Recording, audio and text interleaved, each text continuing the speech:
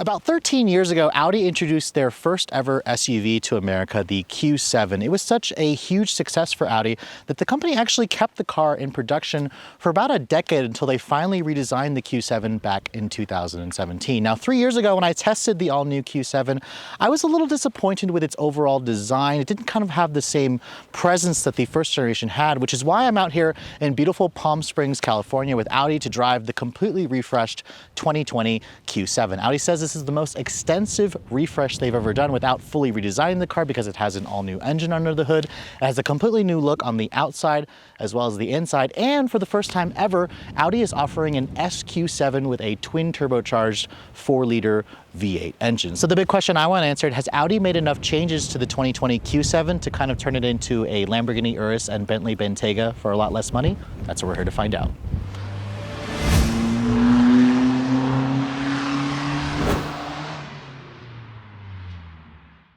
So when this second generation Q7 came out about 3 years ago, I had mentioned earlier that I wasn't really the biggest fan of the design because Audi kind of took away the presence that the previous generation had and replaced it with kind of like a hatchback wagon look to it. It just didn't look like Audi took enough risks with the design. So as you can see, for this 2020 model, they made a lot of changes. Audi said that this is the most extensive changes they've ever made to a refresh without fully redesigning the car. The front end has the corporate Audi look, but they've also made it a little bit more bold. The grille especially, this is the octagonal single frame grille. There's these new vertical slats. The grille itself is more broad. It's wider to accentuate the width of this vehicle. Full LED headlights are now standard. The pre-refresh model had bi-xenons as standard. This particular one here is the Prestige, so it has the matrix LEDs with the laser light technology, which the laser light headlight is only on the high beams, because remember, the US does not allow for low beam laser headlights currently right now. The lower fascia over here, you can see there are these new intakes. They kind of have some aluminum silver matte trim to it. If you guys want, you can replace the chrome silver accents with a black optics package, which will black everything out. It would look really nice, especially when you guys go for this white exterior color.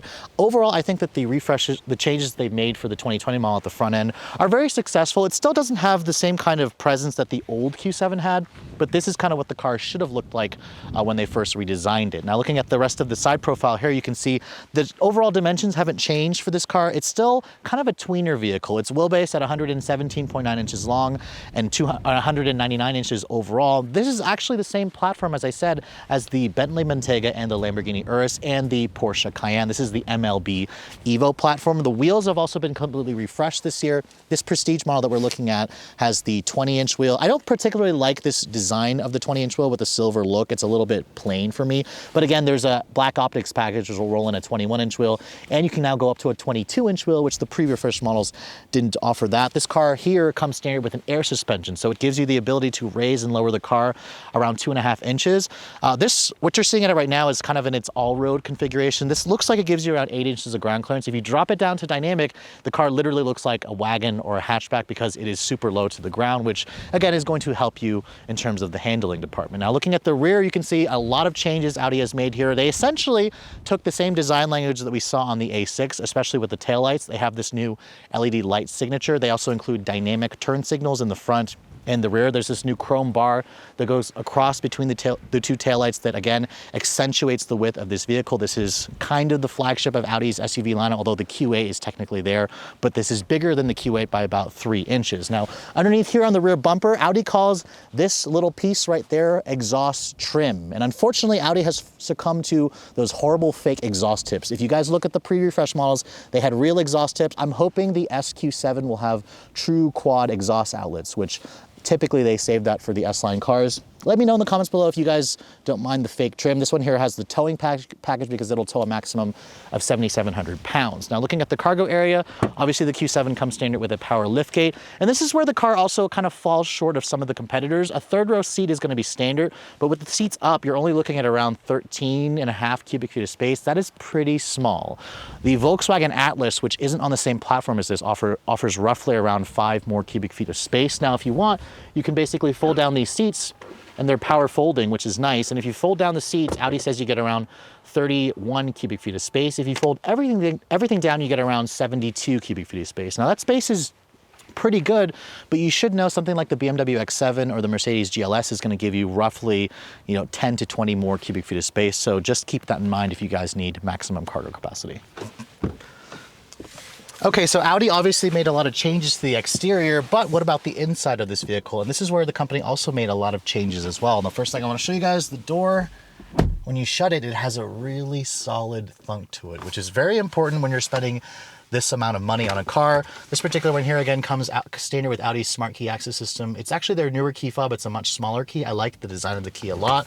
When you want to start it up, you can hear it has the typical Audi chime, and the interior, if you guys remember the pre-refreshed model, this interior is completely different. However, it's about the same as the interior that I've shown you in the new A7, the new A6, the new A8. Audi basically completely redesigned the dashboard in this car, and they gave us the latest MMI interface here. So it now has the MMI touch response system with the dual screens. You've got a 10.1-inch screen over here. You've got an 8.6-inch screen at the lower end for your climate, and then you've got the 12.3-inch virtual cockpit display. Now the virtual cockpit display, this is the second generation version, and as you can see, it has memory seats, it has a power tilt and telescoping steering wheel. Audi also says they've increased the clarity of the screen, so these are now a full HD color screen, so you're really going to notice a difference, and this is probably the biggest improvement they could have made. Remember, this car is a family vehicle. People want the latest and greatest tech features. Now in terms of the materials, this one here is the Prestige trim. It has like a brown leather interior. This is not the upgraded Napa leather. It also is missing the luxury package for $6,000, which would roll in the massaging seats with the upgraded leather. The seats are heated and cooled, and you have a 2-person memory. That is standard, of course, when you guys go for the Prestige. They are pretty comfortable and supportive, but I would really like to try this car out with the luxury package. The dashboard here has like a soft touch injection molded plastic, but I'm surprised it doesn't have any leather stitching. I believe Audi offers it if you pay like an extra $1,200. They'll stitch the door panels and the upper dashboard in leather to kind of give this thing a little bit of a nicer look. I'm not really the biggest fan of all the piano black plastic trim in here. I think the piano black plastic trim definitely looks good, but it also makes the interior have all these fingerprints and smudges on, which if you're OCD, Audi thankfully will give you a cleaning cloth to kind of help clean that up for you if you'd like. Now, you guys have showed me, or you guys have seen this interior before, so I'm not going to go too much into depth with this thing, but you can see it does include features like wireless Apple CarPlay. That's a very important tech feature. I also like how it takes up the entire screen. For example, if I pull up Waze, it takes up the entire screen. It also works relatively well. I had no issues with it pairing with my phone and getting it to work. Sometimes I had a problem with some BMWs. If you want, you can go back to the Audi interface here. You can pull up the Google Earth display, which is nice. You can also put it over here in the virtual cockpit. You can change the way this looks. You can change the way, the screen looks. It's a very customizable interface, but it also works extremely well, which is very important. This particular one here also has this nice secondary screen here, which again allows you to control the climate. My tester is missing the ionizer and the cabin air fragrance, which I'd really like to have, because if you guys remember, Audi does a really good scent, which is what I really like. Some people may not like the smell. It just depends on your taste. They also got rid of that big touchpad over here that had the handwriting portion, because you don't really need it. Instead, you can now write on the secondary screen if you're trying to input your GPS address. So again, they've cleaned up the interface. It's much faster. Audi says it's almost 10 times faster in terms of the processing speed versus the old system. So kind of keep that in mind. This is going to be a much improved infotainment screen versus the previous generation. They've also improved the driver assistance tech. All of the Q7s will basically come with Audi Presense Basic, which is their automatic emergency braking and the lane keeping assist. If you want to get the full driver assistance with the traffic jam pilot, you have to go for this Prestige trim, which basically comes standard. In terms of the rest of the interior, the door panels have kind of that same soft touch injection molded plastic. Their windows are one touch for all four, which is really nice. They have a really satisfying feel when you're clicking the buttons, which is good. I like this steering wheel adjustability. It offers a tilt telescoping, which offers a nice range. There's basically a lot of room in this car to kind of stretch out, but it's not quite as roomy as the bigger competitors like the X7 and the Mercedes-Benz GLS. The glove compartment here you can see is huge. It's damped, it's lined with felt, which is good because in terms of additional storage space here, this car is kind of lacking. I mean, you've got cup holders here, you've got a center console here with an adjustable armrest and a little bit of storage here with a wireless phone charger, but some competitors again offer a little bit more storage. Keep in mind the luxury space typically doesn't offer quite as much as like a mainstream car like a Honda Pilot or a Kia Telluride, but I believe the MDX offers more storage versus this. The panoramic sunroof above me comes standard, which is really nice at letting in a lot of light. My tester is missing an option package for the Bang & Olufsen premium sound, which I think would have really improved the overall ambiance. It's a $5,000 option for the Bang & Olufsen sound. I've tried it in the pre-refresh model. It's one of the best sounding audio systems in the business, which it should for about $5,000. But overall, the interior, very familiar if you guys are used to the new A8. Huge improvement in terms of the tech features. Very easy to use, but it doesn't always have the most luxurious and warm feel. So just keep that in mind if you guys are looking for that. Now hopping into the second row, Audi offers, again, a ton of space back here for families. And when you shut the door also sounds very solid. And this one here, because it's the Prestige, has the soft closed doors. So again, another upscale touch that you won't find in the mainstream competition set. Now Audi likes to brag about the fact that this is one of the few cars which you could apparently put 3 car seats across, because you have kind of like a 35-30-35 arrangement here. There's also latch points. You can latch up to 5 car seats. It's kind of similar to the Volkswagen Atlas, but I will say, car seats are very big, so I'd question if 3 across would actually fit. In terms of the legroom here, Audi says you get around 38.8 inches of legroom, which is very good, and they also offer you the ability to slide the seats forward and back. But when you slide the seat up, for example here, the leg space is not great, and you will be having to do that if you actually need to put adults in the third row, which I'll hop into in just a second. In terms of features, this one here has its own set of rear seat climate controls. It's a 4-zone automatic climate control with heated back seats. That's part of a cold weather package. You have rear seat vents here. Over here, you have LED lighting throughout the cabin, and then the Prestige model here also includes these nice manual rear window sunshades, and then you have a nice little armrest that also folds down that gives you cup holders as well here, but not an additional storage area, which would have been nice. So overall, the second row is pretty good, but let me hop into the third row really quick and show you what the space is like.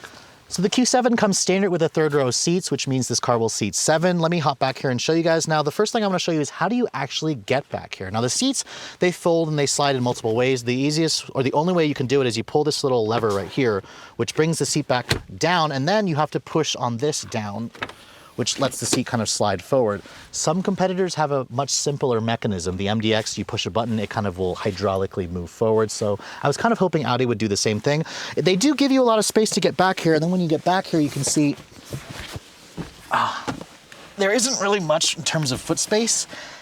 The tracks for the seats kind of get in your way a little bit, but when you have the seat slid forward a little bit, which eats up into the legroom, this is not bad for somebody that's 5'7". I'd say if you're under 5'9", you could sit back here as long as the seat is kind of slid forward a little bit. If you're over 6 feet, the headspace isn't much, so you're probably going to be slamming your head into the roof. This is pretty comparable to the last Lincoln Aviator that I sat in, but the Mercedes GLS and the X7, because they're bigger, offer more space. So kind of keep that in mind if you're planning to actually put full-size adults back here. In terms of features, there's not a single USB port back here. There's also no rear seat air vents, which really surprised me. This pano sunroof doesn't come to the back. So Audi kind of left the third row in this car pretty much reserved for children. There's not much in terms of features, luxury, space, or tech.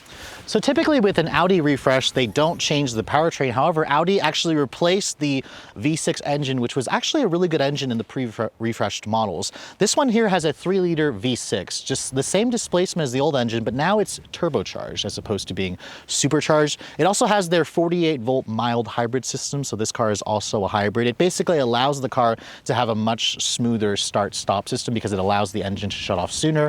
It allows it to restart more seamlessly.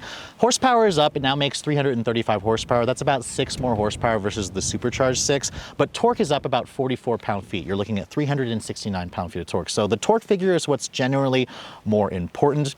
You would think that with this car having a mild hybrid system and of course an 8-speed automatic, that fuel economy would be improved.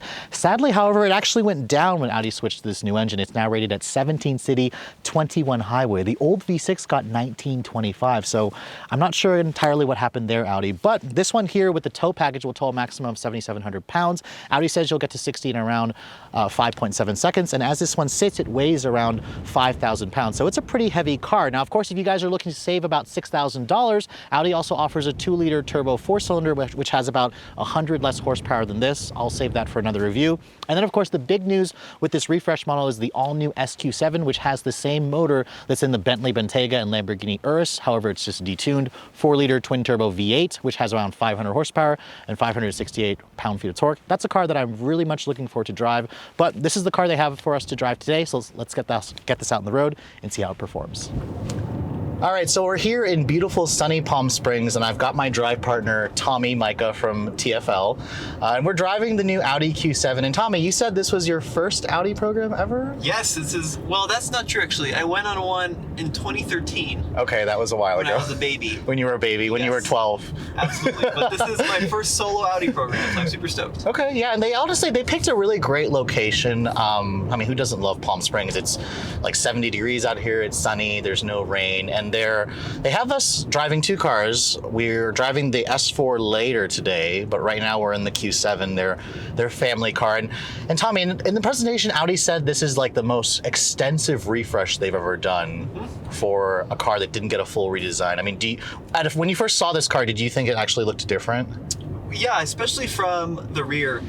My biggest complaint with the old Q7 is it just kind of had this bulbous rear end that just didn't have any kind of contouring to it. Yeah. But the new taillights and that new horizontal bar across the back, I think really has improved the looks. Yeah, so my issue with the second gen, if you guys see my video that I filmed 3 years ago when this car first came out, it didn't really kind of have the same kind of swag that the first gen had. I mean, the first gen went on for 10 years before they finally redesigned it. Right. And it looked really great, even though it was getting old. But the new one, this second gen, kind of looked like a wagon hatchback.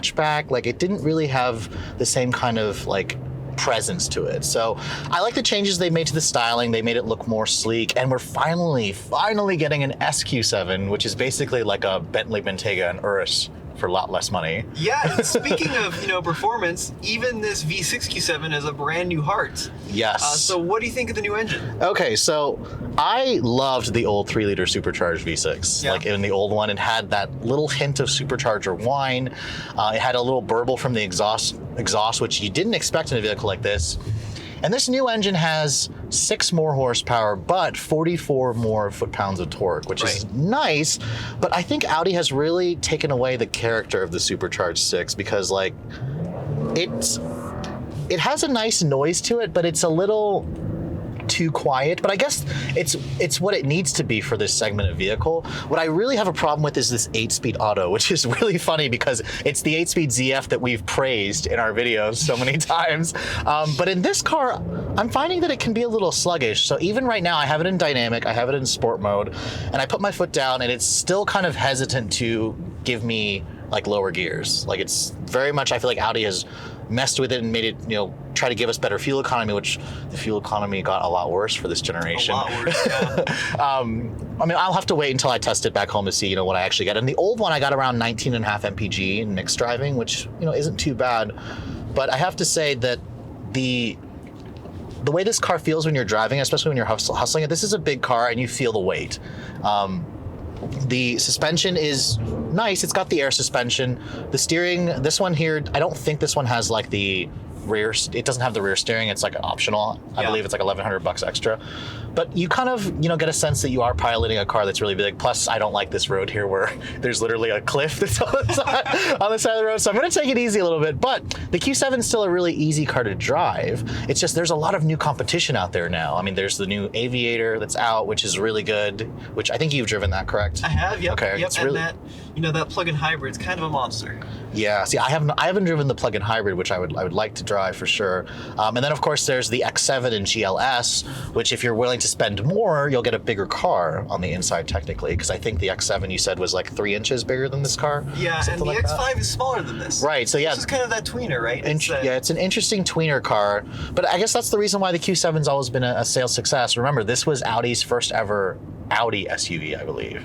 Yeah. Like, they were super late to the SUV party, but when they finally brought one, it was a really good product, which is why it was out for, for so long. But I really am more curious to drive the SQ7 because this 3-liter V6, Audi says 0 to 60 in 5.7 seconds.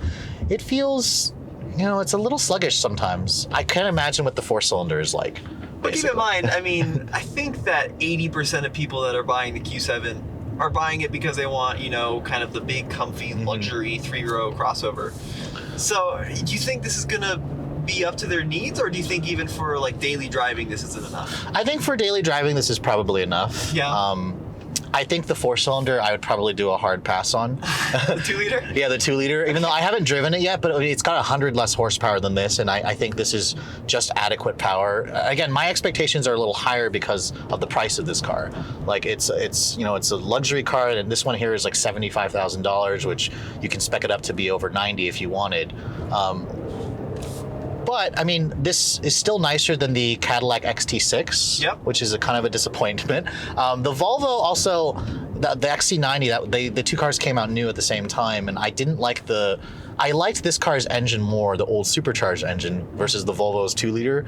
But in terms of the luxury feel, the Volvo still has like a warmer feeling interior than this car, I think. Although this new interior is a nice improvement. Yeah, I mean, this is basically the same design that you'd get in the Q8. Right. Right. This is pretty similar to the Audi A8 we were in yesterday. So it does feel really premium. And I love how when you turn it off, like everything disappears. You know, it almost looks like a stealth fighter when you turn it off because you can't see any of the screens or the buttons. Yes. So yeah, Audi's definitely been using the same design interior in all of their cars. So yeah, if you've seen the inside of the A6, the A7, the A8, this all looks very familiar. Right, absolutely. And the other cool thing about this Q7 is they all come standard with all-wheel drive. Yes. Right, they're all quattro, and they're all 3-row.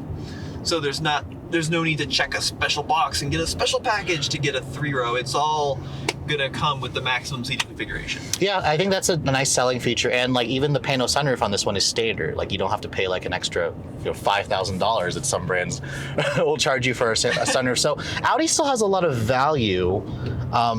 I just don't know if they stand out in the same way that they used to anymore. And I think that's where maybe like the Q7 version will come out. Like the Aviator feels super cool, very special feeling car. Super cool. Well, it does because it's got a really unique design. It's got American luxury. You can get that amazing hybrid that has 600 pound-feet of torque. And then Genesis is coming with the GV80, which will also compete with this.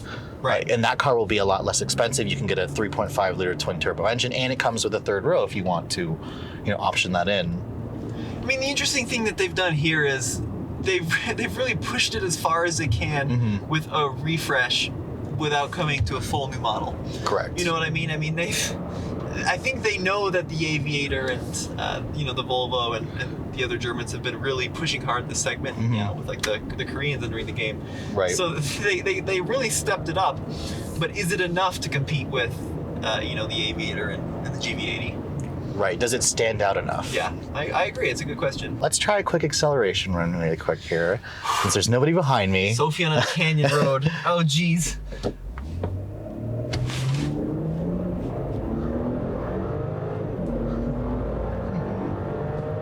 Is that all the way down? That's all the way down, foot to the floor. When you brake torque, it actually got rid of the lag. Yeah, that launch was pretty good. The launch was decent. The noise is very smooth, refined, quiet. You barely hear the engine, which is what people in this segment want. Right. But I would argue that I'm missing the character of the supercharged V6. I liked the whine that I got with the supercharged V6. Yeah, it was cool. And it got better gas mileage than this one by the EPA's numbers. Yeah, I agree. And the other thing too is, BMW and Mercedes now, their 6s are those really cool inline 6s, right? And they've got a really kind of unique character to them. Yeah, the one in the X5 you said is burbly, it's torquey, it's smooth. Like you liked the engine in the X5, which I will agree with you. For a 6-cylinder, it was great. You didn't have to get the V8 in the X5. Right. Versus in this car, I feel like I want to try it with the V8. Yeah, I agree. I think it'd be cool to see. I mean, I think the power is absolutely adequate. Yeah. But it certainly isn't, going to blow your doors off. But then again, this isn't the S model. No. I think the ride is really good. Yeah, even in dynamic mode, this one here has the 20-inch wheels. It's a really smooth ride. You can also go up to a 22-inch wheel if you want, which I don't think they have any 22s here to drive, but that's kind of the norm. We've seen other vehicles in this segment offer 22s. I had the Aviator for a week, a month ago. It had 22s, and it also rode nicely. Wow. So I will say that I much prefer the interior tech in this car. Audi just does a really good job with virtual cockpit, the Google Earth displays, versus the Lincoln. I didn't like the Lincoln for its Sync 3 that still kind of froze at times. Okay. And also this car feels very solidly built. There's no squeaks, no rattles. It has that nice, Germanic, solid feel that we all like about these cars. So there is still something very much to like about this. Yeah, and if you get, this is the Prestige, right? Is Yes. what it's called, the top trim. We've got the adaptive, air suspension, which will lift and lower depending on the drive mode. Yes. I thought there was a switch to bring it up and down, but No. it's actually all based on the drive mode. So you can transition from, dynamic to all-road to off-road. It gives you a lot of options. So one of the reasons why the original Audi Q7 was such a unique vehicle was the wide range of engine options that Audi offered on that vehicle. If you guys remember the first generation model, they offered everything from like a 6-cylinder all the way up to a 12-cylinder. You could also get it with a diesel engine. It was a unique car, and I'm not surprised that Audi kept it in production for so long. So when this second generation came out, Audi basically simplified it. They wanted to make it, easier for dealers to order the car. They wanted to make it easier for people to, buy the car in terms of features, in terms of engine. So I'm really happy to see that Audi is kind of expanding the engine lineup, with an all-new twin-turbo V8 for the SQ7, which we'll be driving at a later date. Until then, this V6 engine, I don't really love the fact that it doesn't have the same kind of character. However, it does have more horsepower. It is a smooth and refined engine, and that's really what's important when you're looking at a Q7. This car is still very much an excellent family car. The interior has lots of room. The interior also has been updated with the new tech interfaces. And as long as you don't need to put full-size adults in the third row, you'll find plenty to like about this car because it comes standard with quattro all-wheel drive. It comes standard with most of the safety tech features that people want nowadays. And I really like the new look that Audi is putting on this new Q7, especially if you guys option in for the black optics package with the blacked out accents and the bigger wheels and tires. The one thing about the Q7, I asked at the beginning of this video, does it feel like a cheaper version of the Lamborghini Urus and Bentley Bentayga? Now that's really hard for me to answer because I haven't had a chance to really drive those cars and do a full video on them. However, I will say that until I drive the SQ7, I'm gonna save my judgment for that vehicle because I think that's the car with the same engine as the Lambo and the Bentley that you could get. Because remember, this platform is a really great platform. It's a really great place to start. And Audi essentially offers you most of the tech and luxury features in those cars at a much better starting price. Now, speaking of the price, what's it going to cost if you're looking to buy the all-new Q7? Well, this car is already on sale today, and it starts at $54,800. Now, if you guys remember my video on the Q7 from 2017, 3 years ago, this car started at under $50,000, so $5,000 extra in terms of inflation. That kind of makes sense if you guys look at all the additional features this car also includes. This one here with the Prestige package is roughly about $10,000 more. The V6 engine also is about $6,500 more. So this one here starts at around $70,000. In terms of options, this one's also pretty light. $600 for the color, $750 for the warm weather or the cold weather package.